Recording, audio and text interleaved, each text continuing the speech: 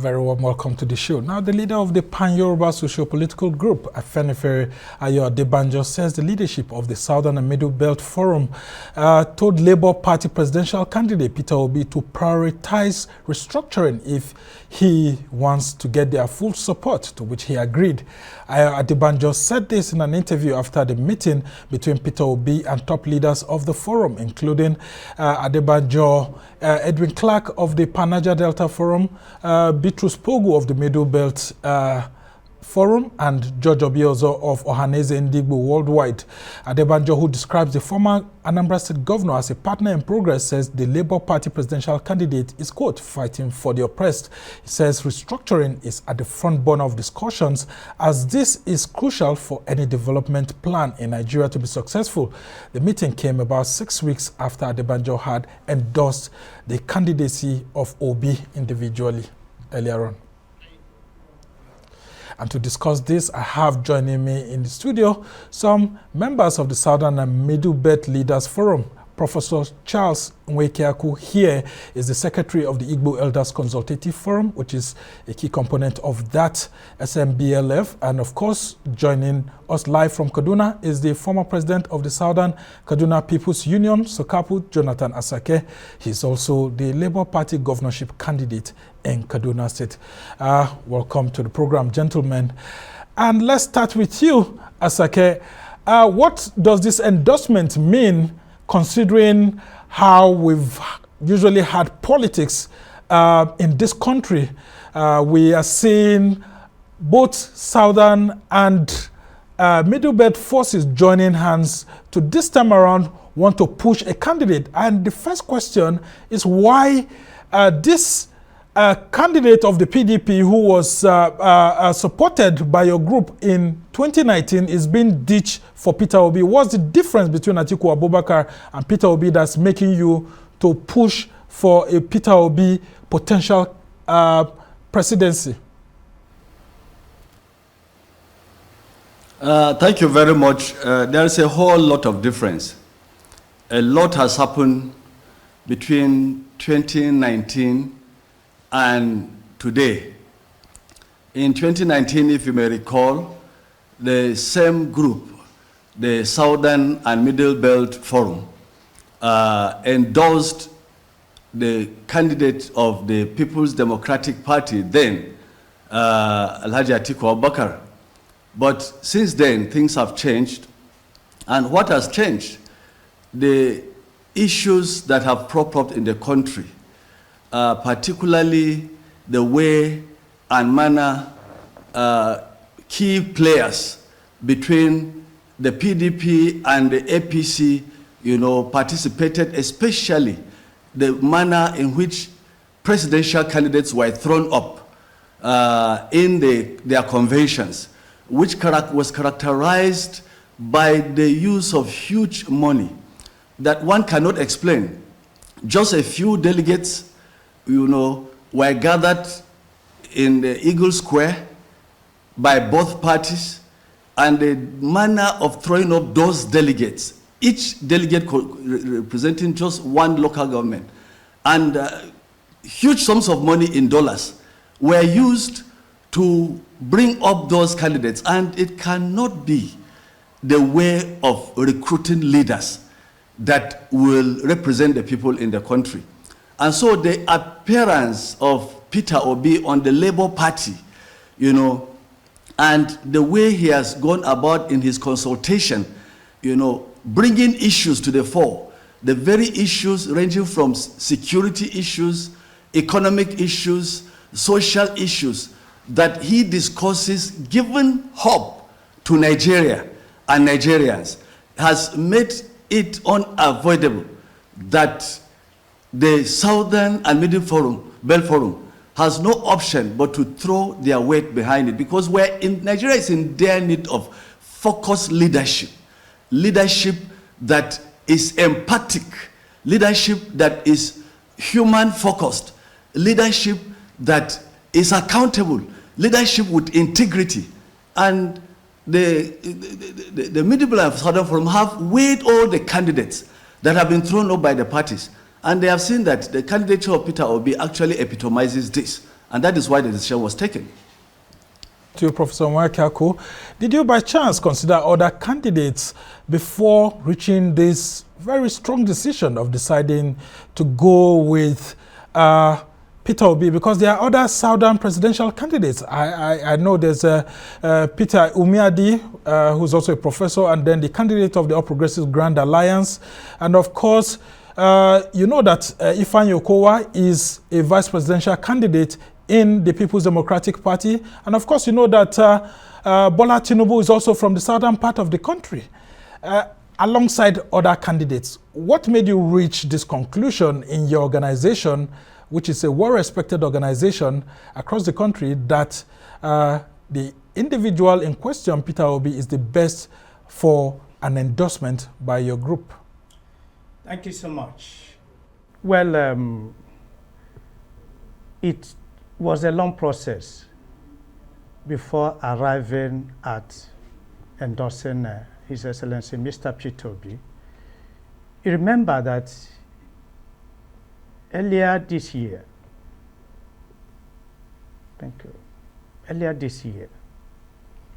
that very forum, the Southern Middlebelt Forum, came up with a resolution that power should shift, not just to the south, but to the southeast, for the sake of equity, justice, and fairness. That was one. And so they analyzed, you have 6 geographical zones in Nigeria, and the forum analyzed the thing that South and Northeast has ruled Nigeria for 6 years, North Central 18 years. By the time the President General Buhari completes his tenure, Northwest would have ruled Nigeria for 22 years. Now you come to the South. Southwest has ruled Nigeria for 12 years, South 6 years, Southeast just 6 months. That was one. And then the forum equally look at the legal aspect. We looked at the Constitution. We found out that Section 14, subsection 3 provides that the government of the Federation and its agencies, in whatever they do, should reflect the federal character of Nigeria in order to give every section a sense of belonging. So looking at that, the case of that constitutional matter, you see equally some of the parties, including PDP, has zoning arrangement. You'll find out, so after due analysis, we found out that it is actually the turn of the Southeast. That was first. And that was why the forum came out earlier and said all the political parties should zone their presidency to the Southeast for the sake of peace. The forum equally remembered that in the past, such considerations were done. For example, 1999, because of the cancellation of the 1993 presidential election, believed to have been won by Chief MKO Abiola, which was annulled, the federal government, Nigerians decided to zone the presidency, the 2 major parties then, to the Southwest. And that was why Olusegun Obasanjo and Olufale contested. Of course, Olufale, because an Igbo son, His Excellency, Dr. Alex Ekwueme, Vice President of the Second Republic, was set to pick that ticket. But because of that consideration, at the same time, His Excellency Dr. Bonion was set to pick that of NPC. In fact, he picked it. APP. He had to step down. He had to step down for Olufale. And so that was a compensation. I can keep on giving examples. And so the forum, after doing due analysis, said, look, if we want this federation to continue, if we want unity of this country, it is important to allow Southeast to produce the president. That was first. Second, the forum equally analyzed the issues in the country. In Nigeria today, Nigeria is so divided than ever before. Inflation has reached high heaven. Nothing seems to be working. We produce oil. Nigeria is the 6th largest producer of crude oil. But today, Nigeria is, you can't have fuel in Nigeria I bought fuel before coming here, 185 naira per liter. In some places, 200. You don't have fuel, you don't have cooking gas, you don't have kerosene. So we analyze the candidates. We look at their past performance. Peter Obi, as Honorable Jonathan ASAKE said, as a governor of Anambra State, when he took over, we analyzed his thing. Education was down. But today, Anambra is #1. Go to GCE, JAM, and this thing. Well, 3 years ago. Not at the moment. I just want to add. No. That So yes, these are the analysis. 3 years. And so, after that, good. yes, Anambra was going forward in education. But so of course, today, that is not the situation at the moment because we don't have the latest figures yet. No. 3 years ago, there was this techno competition where the Regina Passy School in Onitsha, Anambra State, came first, beating Japan, beating USA. They developed that is a machine that can detect any fake product, not just drug. And that credit goes to Peter Obi.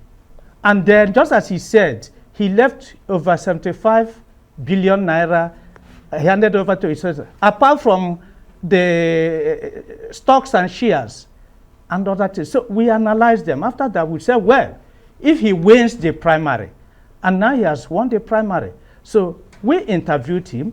We've also considered other considerations. And we said that, well, first is that PDP violated the principle of zoning arrangement. Therefore, the forum said we will not even consider PDP. APC observed that. But our problem is that APC, instead of also reflecting federal character, the presidential candidate is a Muslim, the running mate is a Muslim. And at the same time, the Senate president is a Muslim. Speaker of House of Representatives is a Muslim. And that means the Christians won't have a sense of belonging. So these are some of the considerations the forum took in arriving at that very decision. So did you consult with that of other political parties? I mean, like ABGA. ABGA is one of the largest political parties in the country. Yes. The same thing with the Social Democratic Party. And of course, those are Christians who are the presidential candidate and all of that. Yes. Did you restrict your search for someone to endorse to only APC, PDP, and Labour Party? Or you took consideration of all these other political parties? I just want us to set that straight. Thank you. Because these are Nigerians, they are formidable people who want to contest for the presidency, and they are candidates in those political parties too. Yes. In the first place, the Southern and Middlebelt Forum set up a committee called Working Committee.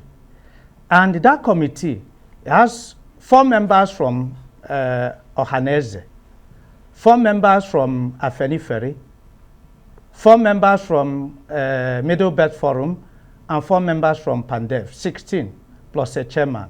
And then ask the committee to go and assess the candidates and equally look at other things affecting the country. And the committee met and they analyzed the candidates and discussed with them and came up with a recommendation. And so the committee made a recommendation to the House. So the House didn't just got up and then adopted. There was a committee set for that, and I'm still a member of that committee. Okay. Interesting development indeed. Yes. In the There's polity. a committee set up. And I come to you, Jonathan ASAKE. Let's talk about the issue of restructuring, which is what Adebanjo says is making the Southern and Middlebelt Leaders Forum to warm up to Peter Obi.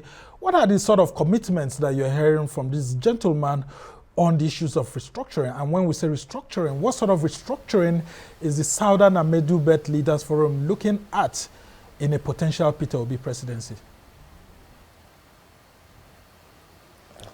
Well, the Peter Obi that the Southern and Middlebelt Forum saw or have seen is a man who we can look back to his pedigree, his political antecedents.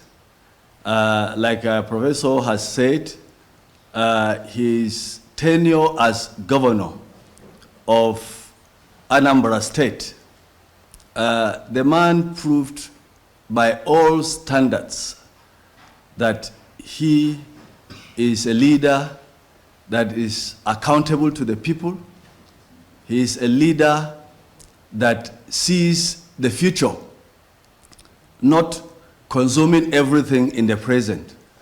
The amount of money he left within the coffers of the Anambra State government as internally generated revenue speaks for itself. So those are some of the things that were observed by the forum. And like it has been said, you know, the restructuring that is expected, restructuring, you know, different people talk about restructuring in different ways. Even the candidates of the other parties, after assessment, have spoken about restructuring. But the perception of restructuring by the different candidates is different. And so the restructuring by Dr. Peter Obi is the one that tallies with the perception of the Southern and Middlebelt Forum. Number one, when we talk about fiscal policy, for instance, issues like, you know, revenue at the center, where states only go to the center in Abuja after every month end to collect revenue, and there is no any effort by state governments, or most of these state governments, to generate internally generated revenue. And even where internally generated revenue, you know. All right, we seem to have had the usual issue here. I mean, we've had some lighting issues due to power issues, of course, which we're all familiar with here in Nigeria. And I come back to you, Prof. Tell me about some of these sound bites we are hearing about restructuring. I mean, you want restructuring. What is Peter Obi committing himself to? Because so that we don't have issues like it happened with the All Progressives Congress in 2014, 2015. They all promised Nigerians we're going to have restructuring with a lot of issues embedded in it. Like, for example, fiscal federalism, the issues of state police is there. And then, of course, the issues of, you know, devolving powers from the federal government to the states. What exactly are you putting together in terms of restructuring? Because there's a talk of new constitution. Adebanjo wants Nigeria to go back to 1964 constitution. What are some of those things that you've been able to extract as commitment from your preferred candidate in this instance, Peter Obi, though he's not a doctor, like ASAKE has said? I must correct that. Well, when Chief Adebanjo advocated for, that is going back to 1964, that is adopting the Republican Constitution, because that Constitution was made by Nigerians. The rest were imposed on Nigeria by the military. Are you saying that the 1979 Constitution, for example, was imposed by Nigerians? Yes. Wait. We had... well, okay. The 1979 Constitution was drafted by one man. After that, he just presented it. And so 1979 Constitution, which the 1999 Constitution is an offshoot of it, because the late Chief F.R.A. Williams was the head of that Constituent Assembly that produced the 1979 Constitution. And of course, you and I will know that there was a Constituent Assembly that produced that 1979 Constitution. And of course, if we had leaders, including the late Dr. Nnamdi Azikiwe, taking part in the formation of that 1979 Constitution, which led to the evolution of the Second Republic, then shouldn't we say that it's a people's constitution? Well, if you have read both 1979 and the 1999 Constitution, you see that fundamentally there's no difference. Yeah, just a few differences. 1999 Constitution was a full importation of 1979. Just very few things. So the Constitution, as of the people who actually were members of the Constituent Assembly, how were they selected? Were they selected by the people? No. The military handpicked those they wanted, so they were not representative of the people. And the military, even when they did that, the military doctored that Constitution to suit of course, their convenience. So that constitution is not Nigerian constitution. And you can see, let me give you an example. By that 1963, we had 3 regions. the Western region, the Eastern region, and Northern region. By 1964, we had Midwestern region. Now, that means if there were something to be shared there, it will be shared into 4. Okay? Northern region will have 1. Southern region 1.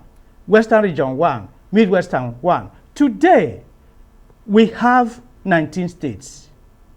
And Northern region, old Northern region has 19 states. And that means the entire 3 regions, Eastern region, Midwestern region, and Western region, has 17 states. That is 1. 2, you now go to Senate. Remember, each state has 3 senators. 19 times 3, that means North has 57 senators. Now, you come to why the South has 51. You see, go to House of Representatives, the same thing. Go to local government, the same thing. For example, I want to give you an example. You know, Lagos has highest population. Lagos has to date how many local governments? I think 21. Well, 20 local governments. That's good. what the 1999 Very Constitution good. says. Kano now has 44 local governments. Jigawa was covered from Kano. Jigawa has 33 plus 44, 77 against Lagos. Is there any justice there? So you go to, and then when you come for representation, people from these areas will come and take decision. How will it affect the... But of course, Lagos tried to add more yes. local council development They tried under Tinubu, yeah, but they didn't follow the process. They didn't allow the local government to be gazetted by the National Assembly. And so, well, that is it. But what we are saying is that Lagos, other parts of Nigeria, were not equally treated. If you go to Bayelsa, Bayelsa has just 8 local governments. So if you are sharing revenue, Kano will get 44 times whatever the thing. And then Bayelsa, an oil producing state, will get just 8. Yeah, I mean, isn't it by population? I mean, the local government formation is based on population. No. See. Landmass and all of that. Good. Landmass is only in Nigeria that you budget resources to empty place. You leave your population. Instead of training your population, instead for human capacity, we don't pay attention there. You allocate money to empty lands. Well, okay, that is Nigeria. And that's why when you say empty land, I just want to probe that. When yes. you say allocating money to empty lands, what are you saying in this instance? Is it that some of the northern states do not have enough population, or some of the local governments do not have enough population to deserve, being given funds? Or what exactly are you aiming at? It's not only northern states. You can find it in some other places, because military didn't do diligent work. Before the formation yes, of local government. That is the thing. They didn't do diligent work. It's not just, if you go to the north, there are some areas that we also put in a difficult position. Okay? So it depends on who and who were in charge then. If you were a member of Armed Forces Ruling Council and this thing. So that is the thing. And so anything you are doing based on that contraption called constitution, you will not be fair to all parts of the Nigeria. That's why Adebanjo and the entire Afenifere said, look, they don't want this constitution because this constitution is not constitution of the people. So you want us to go back to regionalism? Is that what the Southern Middlebelt Leaders Forum doesn't? And is that what Peter Obi is saying that he will take Nigeria to? We are saying, for example, if you come to Nigerian constitution, 68 items are under the exclusive list. And that makes Nigerian federal government the strongest throughout the world. Federalism is supposed to be coordinated. You understand? But Nigerian federalism is unitary. Nigerian federalism is unitary in the sense that all the things are concentrated at the center. You don't give room to component units. And that's why ASAKE talked of every month, our governors will come and share what we have. No person talks about production because some areas have seen that advantage. They don't need to work and they'll be raising resources. But Peter Obi said, we've told Peter Obi, look, the center is too heavy. There is no way federal government should have more than 15 items. All right. The rest should go to the state, including police. Police should go to the state. Okay. And the number of things. I will just have so the center has to be decongest. We'll talk about devolution of power. Yeah, Allow the I will just ask you to hold on now, yes, because we have to go on this short break. Yes. Sorry for interrupting you. When we come problem. back, we'll allow you to say more on this. And of course, we'll be having Honorable Jonathan ASAKE joining us. You're still watching the Arise interview. And of course, we'll now go on a short break. And when we come back, the conversation continues on what the Southern and Middlebelt Leaders Forum are saying about restructuring and of course the endorsement of Peter Obi, one of the presidential candidates. Stay with us. Welcome back to the Arise interview, where we speak to the newsmakers as well as ordinary people doing extraordinary things around the world and featuring the voices at the heart of the conversations. I'm Somna Sambo.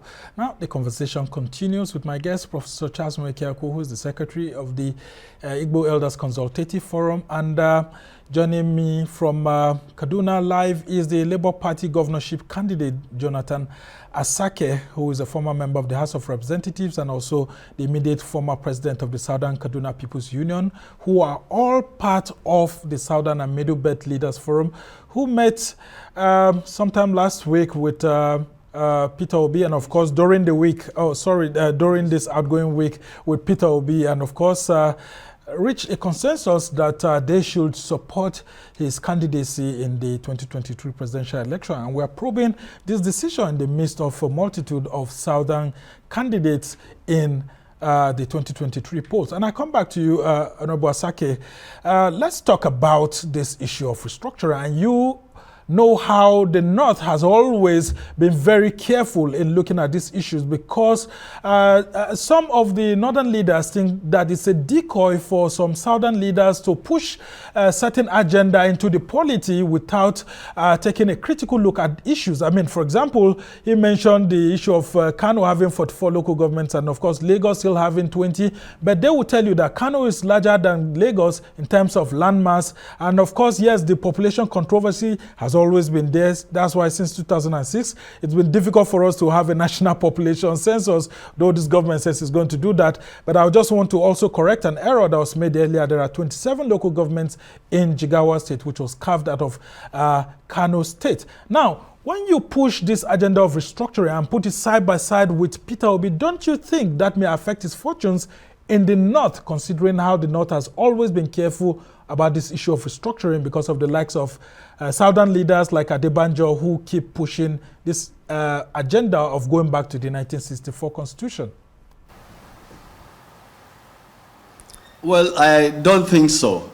It's not only in the South that the issue of restructuring vis-a-vis the number of local governments that have been cited, that is a problem. Even in the North, let me just give you an example.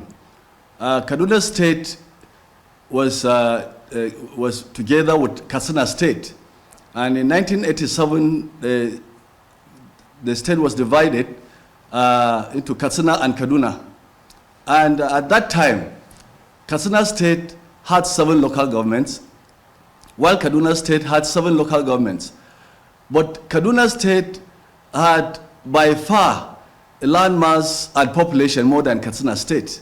In fact, Kaduna's landmass is about 46,000 square kilometers. But as of today, Katsina State has 34 local government, and Kaduna has only 23. So, no logic to explain for that, because Kaduna obviously has a higher population and a higher landmass and everything that it takes for a state to exist. So, what can we explain for that, if not because of what we're talking about, the restructuring? So, it's not only in the South that we're talking about the restructuring, but also in the North. And that difference of 11 local governments is because, like I said earlier, that every month end, all the states needs to do is to run to the center in Abuja and collect revenue from there that nobody knows, they don't know even where it is coming from. And so to just go and spend it the way they want, and more so that the local government system also has its own problems. But if states will create local governments and take care of those local governments for their survival without depending on the center, states will become more responsible. So that is one aspect. And the other aspect is the state police. For instance, the insecurity in my own state of Kaduna is one of the worst in the whole country. And I have heard my governor complain, and many other governors that are faced with these challenges of insecurity, that because the police and other security agencies are not under their direct control, so they have had problem curbing these issues of insecurity and the challenges that are there. So if you look at it, it is actually an issue that will be of interest to both northern and southern states, not only for the north, not only for the south, if we're talking about restructuring. And after all, in the nations today, the best practices around the world, if states are created and the whole thing is concentrated at the center, where you look at our legislative list, the exclusive legislative list, several items that ought not to be there. It should be in the concurrent legislative list. In fact, states need to have their own security arrangement, and states need to generate their own power, and so on and so forth. So if you look at it, it is actually an index for development of the country. And most of the states, there is virtually no state that does not have what it takes to survive on its own. But it has, the collection of revenue at the center has made every state to be lazy. No creativity, no ideas, only to go and collect money from the center, which comes from this oil. And this oil may not last forever. All right. Now, aren't you afraid that Peter Obi's candidacy may be seen from the prism of the southeast in the north? Because some people are beginning to say, look, Peter Obi is pandering more as a southeastern candidate, not as a Nigerian candidate. While some people are also saying that, look, those from the north needs to understand Peter Obi very well. When the campaign season begins, how prepared is the Southern and Middlebelt Leaders Forum, including your party, the Labour Party, to sell Peter Obi as a pan-Nigerian presidential candidate and not someone who should be seen from the prism of the southeast alone? So when people argue in this manner about a candidate from the southeast, the fear of other zones, particularly from the north, it is laughable. The logic is so warped. I mean, we have had presidents coming from other regions of the country, from the northeast, northwest, north central, southwest, and even south-south. Why is it that we don't talk about that only when it comes to talking about a candidate from the southeast? That is what you will never find an explanation. So if this country is to move forward, it is not about where one comes from. It is about what the person who throws up himself for leadership, his or herself for leadership, what he can do. And so far, Peter Obi has been able to prove beyond reasonable doubt, even in his own consultations, that he understands the problems of this country. He understands the economy very well. He understands what he can do with regard to security. He understands more about education. So when you have a leader, not only because of the zone he comes from, no, but also the stuff he is made up of. I mean, you cannot compare Peter Obi to others who have always paraded themselves and talk about the region they come from. Peter Obi is a pan-Nigerian. He doesn't talk about the region he comes from. He doesn't talk about who he is. He talks about what he can do for Nigeria. And that is the kind of leader we want. But if he happens to come from the southeast, good and fine. If we have a leader again like that, who throws up himself and comes from any other region next time, we'll go for him. And that is why the Middlebelt and the Southern Forum throws his weight behind him. And you ask whether the group, the socio-cultural group, will campaign. You have already seen how from the north to the south, from east to west, Nigerians of all walks of life, irrespective of their religious background, irrespective of their cultural or ethnic background, irrespective of their region, they are coming together and they are saying one thing: we are tired. We are tired We are looking for leadership. Leadership that has humanity at the center. Leadership that will look at Nigerians as the same. Not leadership that will look at Nigerians from the prism of ethnicity or region or religion. So it is a simple arithmetic.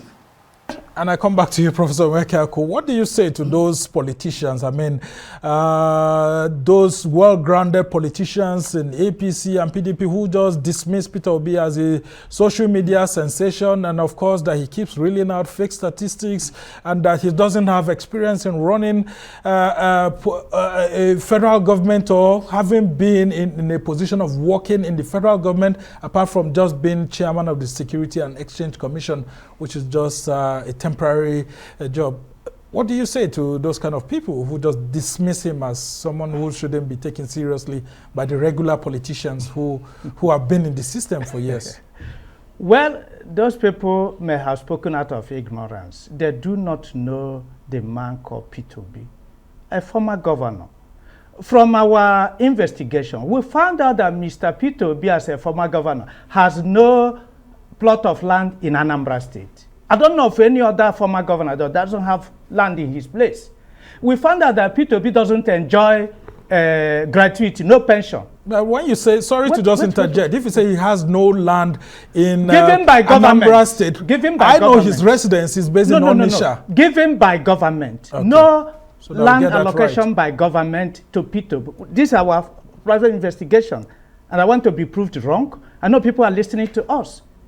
We found out that Peter Obi has no official land plot allocated to him by Anambra State government.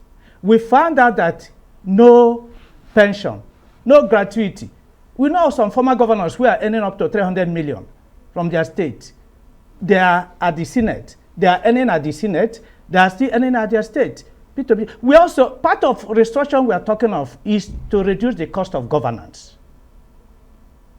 You see where politics has become the most thriving industry in Nigeria today, where chief executive has so many special this, special this, special this, special that, sometimes up to 100, one person. Peter Obi is not going to do that. He's going to cut the cost of governance. Yeah, I mean, I must state it clearly here that we can't start, this is not yet campaign season. We are not campaigning for him. That this is what he's going to do. Yeah, the issue of cost of governance is very high. And that's part of the reasons why you're considering him. Yes, what do we do as a nation?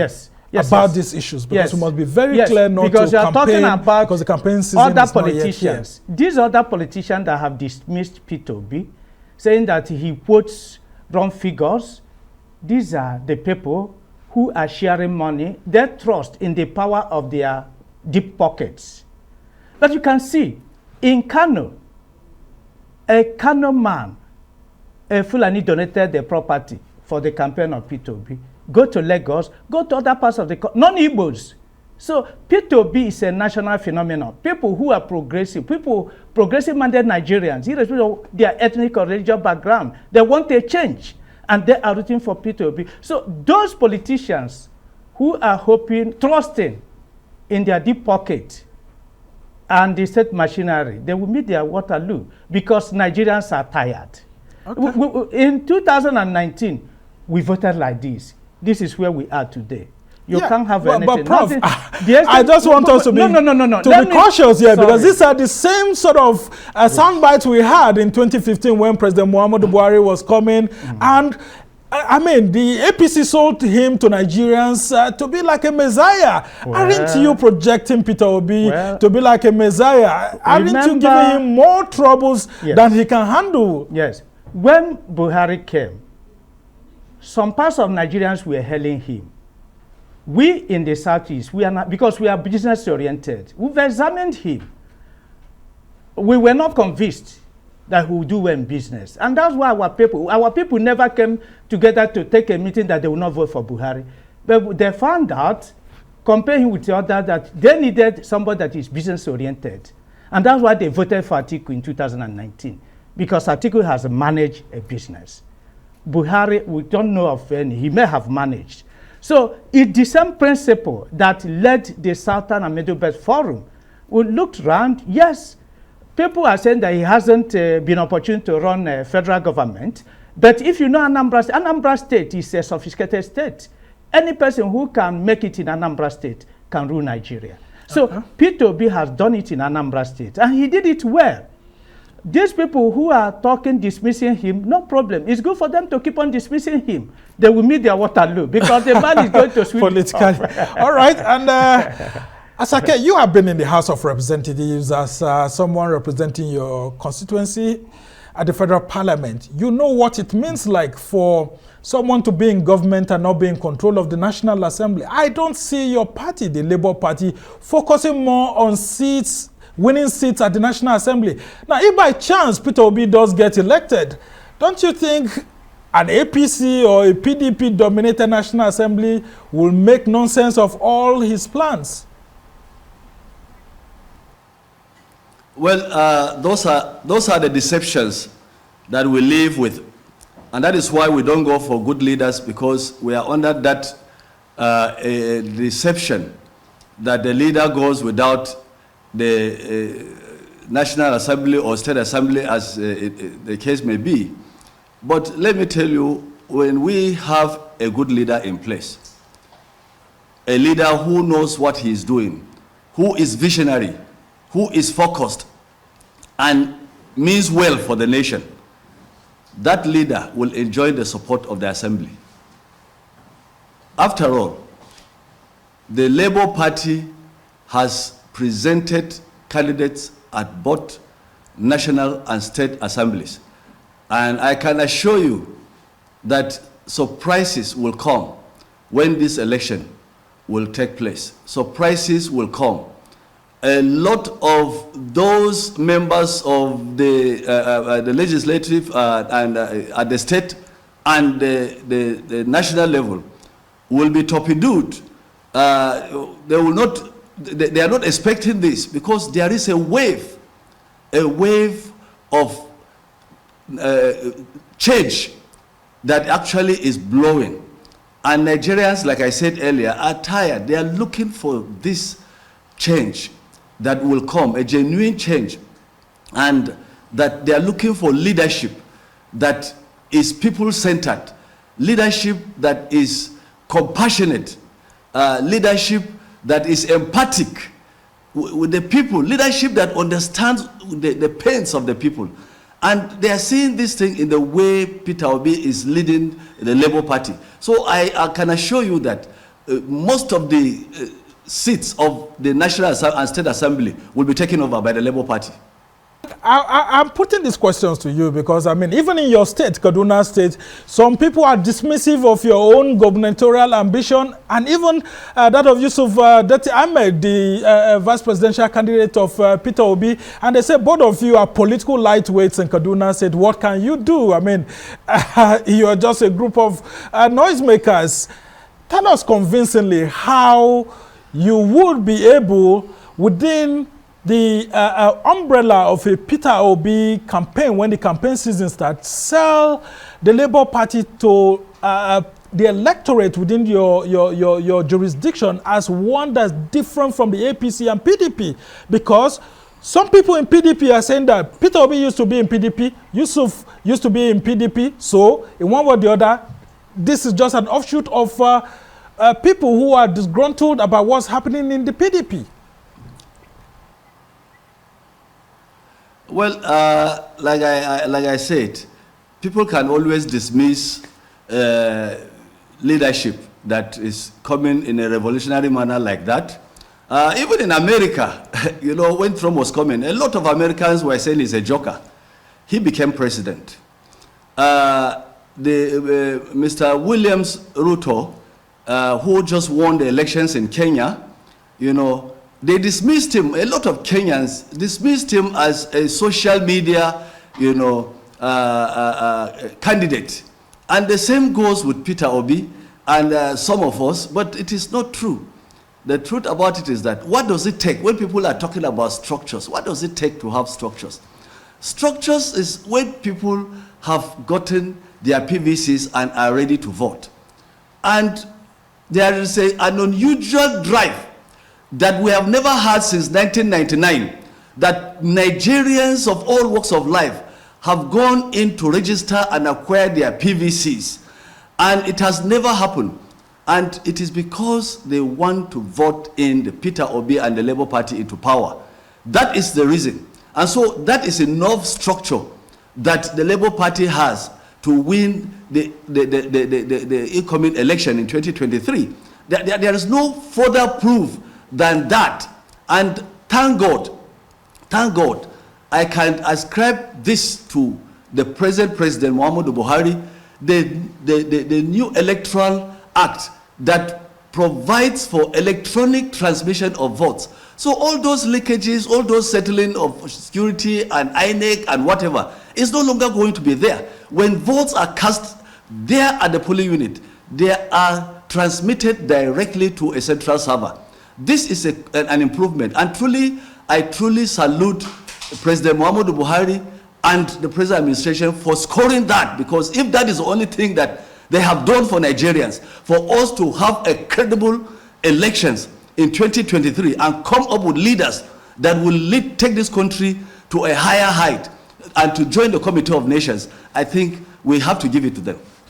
All right, Honorable Jonathan ASAKE is a former member of the House of Representatives and, of course, the immediate past president of the Southern Kaduna Peoples Union, and, of course, he is the Labour Party Governorship Candidate in Kaduna State. We must thank you immensely for joining us to help us understand these issues of the Southern and Middlebelt Leaders Forum endorsement of Peter Obi, and of course what it means in the days and weeks and of course months ahead when the campaigns begin. And of course we must thank Professor Charles Nwekeaku, who is the Secretary of the Igbo Elders Consultative Forum, and of course this group is also part of the Southern and Middlebelt Leaders Forum that's led by Sir Edwin Clark, Chief Edwin Clark, as he likes to be called, and of course, Adebanjo. These two great Nigerians who have been pursuing this agenda, and of course, restructuring a new constitution is at the heart of the demands of the SMBLF. We must thank you, gentlemen, for joining us, and we hope to have you some other time. Well, that's how it's been for this edition of the Arise interview. Do join us again next week from me and the entire team here in Abuja. Goodbye, and thank you for watching. I'm Somna Sambo.